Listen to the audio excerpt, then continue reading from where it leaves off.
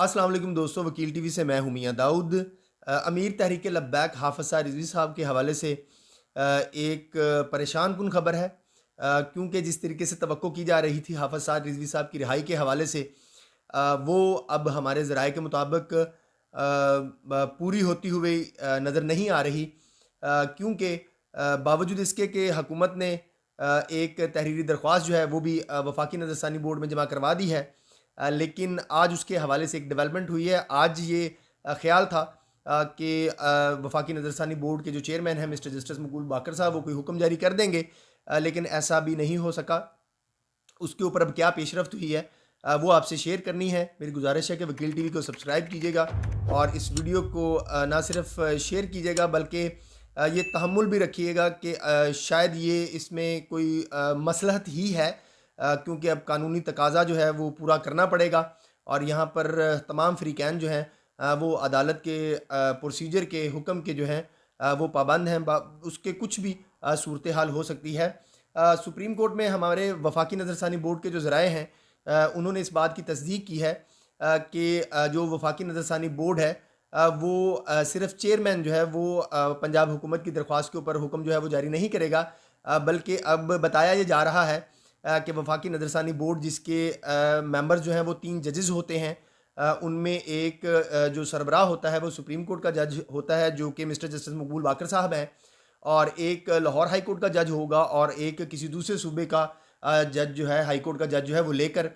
वफाकी नज़रसानी बोर्ड जो है वो बाज़ाब्ता तौर के ऊपर जो है वो कार्रवाई करेगा इस दरख्वास्त के ऊपर। ये बताया जा रहा है कि ये नज़रसानी बोर्ड कभी इम्कान है कि हफ्ते के रोज़ जो है वो समात करे और उस दिन ही कोई फ़ैसला जो है वो हाफ़िज़ साद रिज़वी साहब की रिहाई का जो है वो सामने आए। अब देखना ये है और ये बात शायद कहीं वफाकी नज़रसानी बोर्ड के रूल्स में लिखी हुई है या नहीं, ये तो अब आने वाला वक़्त जो है वो ही क्लियर करेगा कि जब ये हाफ़िज़ साद रिज़वी साहब की नज़रबंदी की गई थी तो उस वक़्त सिर्फ़ एक चेयरमैन का ऑर्डर जो है वो मंज़िर आम पर आया था और ये रिकॉर्ड का भी हिस्सा है। सिर्फ़ उस उनके हुक्म के ऊपर अबूरी तौर के ऊपर हाफ़िज़ साद रिज़वी साहब की नज़रबंदी जो है वो कर दी गई थी। लेकिन अब ये मामला जो है वो बाकायदा पूरा बोर्ड बैठेगा, जैसे हमने देखा पहले सुप्रीम कोर्ट लाहौर रजिस्ट्री में बैठा था, वैसे ये पूरा बोर्ड बैठेगा और उसके बाद वो पंजाब हुकूमत की जो दरख्वास्त है उसका जायज़ा लेगा और उसके बाद जो है वो हुक्म जारी करेगा। अब इसमें देखना ये है कि ये थोड़ा सा लग रहा है कि इंतज़ामी तौर के ऊपर या आप कह लें कि बुनियादी हकूक़ की बुनियाद के ऊपर ये कि थोड़ा सा इम्तियाज़ी सलूक है कि जब आपने करना हो, नज़रबंद करना हो किसी शख्स को, किसी शहरी को, तब आप सिर्फ़ एक ही शख्सियत जो चेयरमैन होता है वफाकी नज़रसानी बोर्ड का, उसके हुक्म से जो है वो नज़रबंदी कर देते हैं। लेकिन जब आपने रिहाई करनी है और रिहाई भी बिल्कुल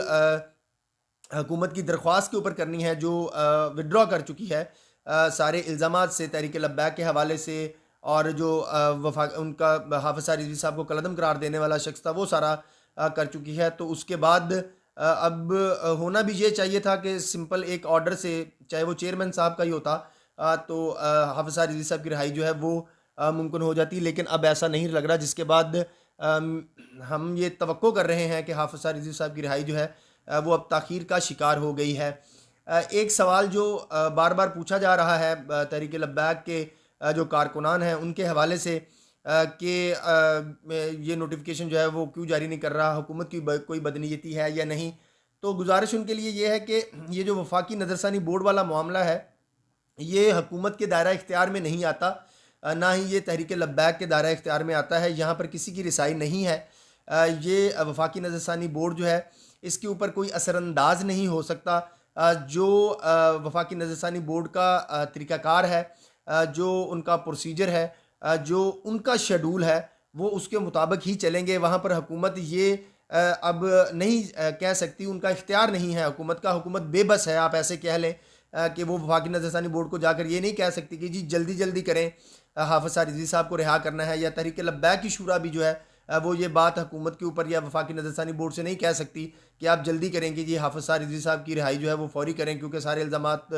ख़त्म हो गए हैं। इसमें आपने ये भी देखना पड़ेगा कि सुप्रीम कोर्ट के जज जो हैं मिस्टर जस्टिस मकबूल अहमद बाकर साहब वो दस्तयाब होते हैं या नहीं, और उनका शेड्यूल और उनके अदालती औकात कार और मामूल और बाकी काम जो हैं वो जो हैं वो इस बात की इजाज़त देते हैं कि इसके ऊपर फौरी समाअत कर ली जाए या नहीं।